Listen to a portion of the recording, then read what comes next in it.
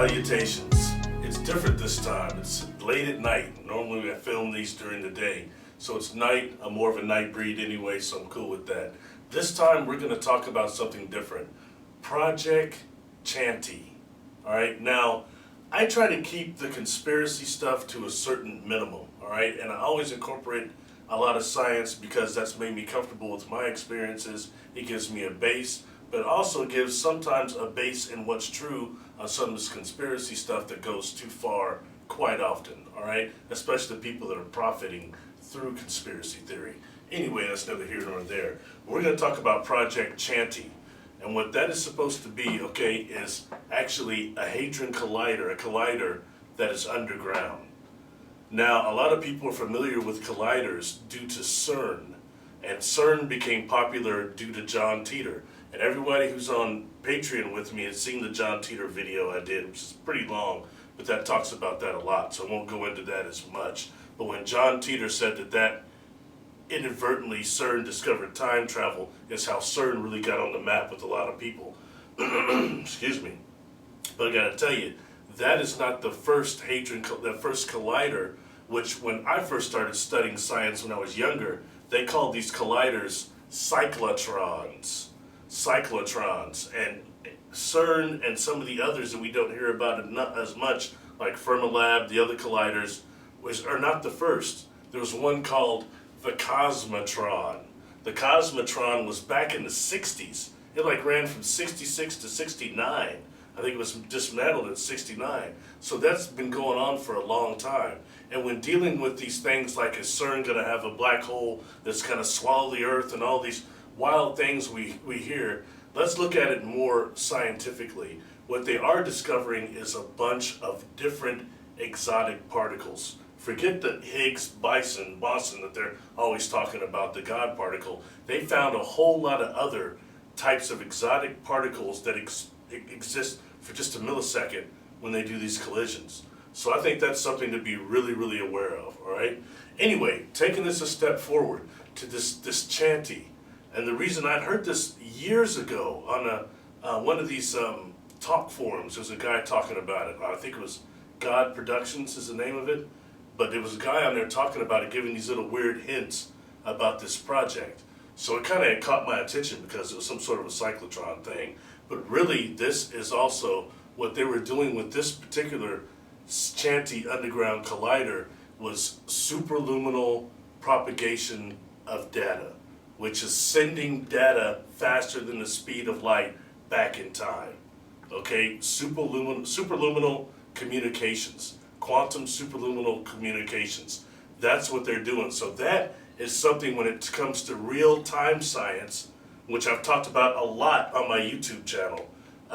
Check out the section that says time, science, and time technologies. Talked about that a lot. So this is dealing more with that when we go into this aspect of it. All right, this CHANI thing that they're using, this superluminal communication, they supposedly got communications with a being that they call the entity. And the entity spoke in very strange words and gave predictions of destruction and doom, of course. That's all that comes in most of this New Age stuff, most of these predictions from these entities. It's always about destruction, always.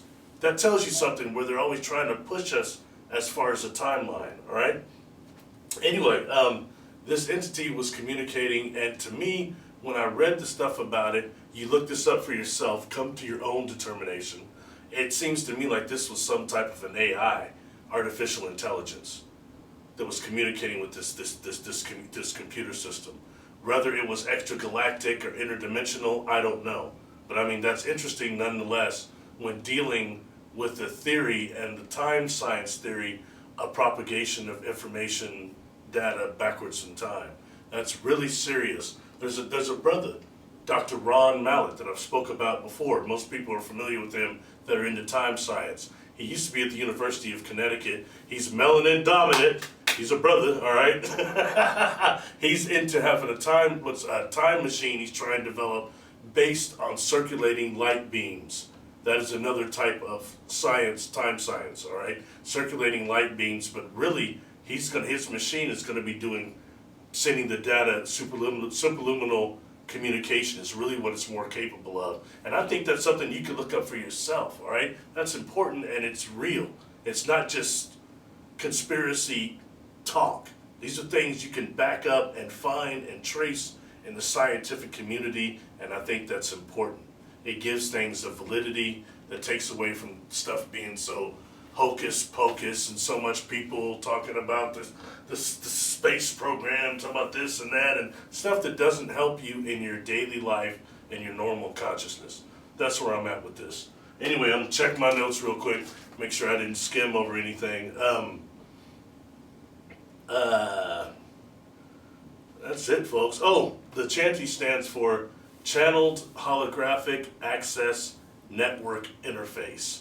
And something that brought me back to this topic of this supposed project is I heard Linda Moulton Howe talking about it on one of her shows or one of her netcasts or one of those podcasts. I'm sorry.